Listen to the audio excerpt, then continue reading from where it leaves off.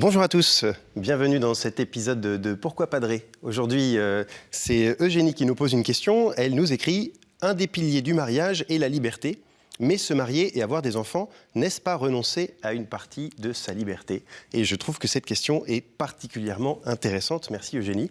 En effet, nous sommes dans un monde où il y a un certain idéal de liberté individuelle qu'on voudrait parfois voir illimité. Et on se rend compte que se marier, c'est prendre un engagement. Se marier, c'est s'engager à prendre soin de l'autre. Et puis parfois, ça a comme belle conséquence d'avoir des enfants. Et quand on a des enfants, même légalement, on en est responsable. Et donc, notre liberté semble être réduite. Alors, pourquoi, dit-on, et vous l'avez peut-être entendu si vous vous êtes préparé au mariage avec les catholiques, que la liberté, c'est un fondamental du mariage. On dit parfois même un pilier du mariage. Alors, Eugénie, je crois qu'il faut distinguer deux types de liberté. Et c'est là que nous allons pouvoir comprendre ce que cela signifie. Il y a la liberté de pouvoir choisir, la liberté qui s'appelle peut-être plus facilement le libre arbitre, qui fait qu'on a le choix entre différentes possibilités et que nous gardons ce choix. Donc tant qu'on n'a pas choisi, on est libre. Et il est vrai que lorsque l'on veut se marier, il est important de ne pas avoir de contraintes extérieures, de pouvoir choisir librement la voie dans laquelle on s'engage. Mais en réalité, il y a un autre type de liberté. Une liberté qui est peut-être plus profonde, qui est celle qui vient ensuite, une fois qu'on s'est engagé.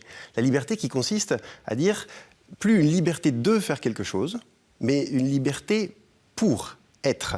C'est-à-dire qu'à partir du moment où je me suis engagé, eh bien, ma liberté va s'exprimer dans le fait que je voudrais pouvoir vivre ce que j'ai au fond de moi, comme grand désir. Et ma véritable liberté sera alors de pouvoir accomplir ce grand désir. Et par exemple, si ma véritable liberté s'exprime dans le fait de devenir parent, eh bien, le grand désir, ce sera d'être de bons parents, de choisir le bien pour mes enfants, de choisir le bien pour mon conjoint, etc.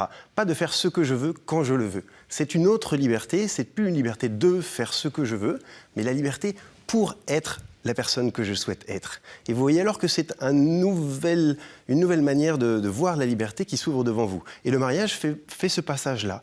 Nous devons avoir la liberté de nous marier avant de nous marier. Et une fois qu'on est marié, eh bien, on déploie sa liberté parce qu'on devient celui qu'on veut être. Une épouse, un époux, un père attentif, une mère attentionnée, etc.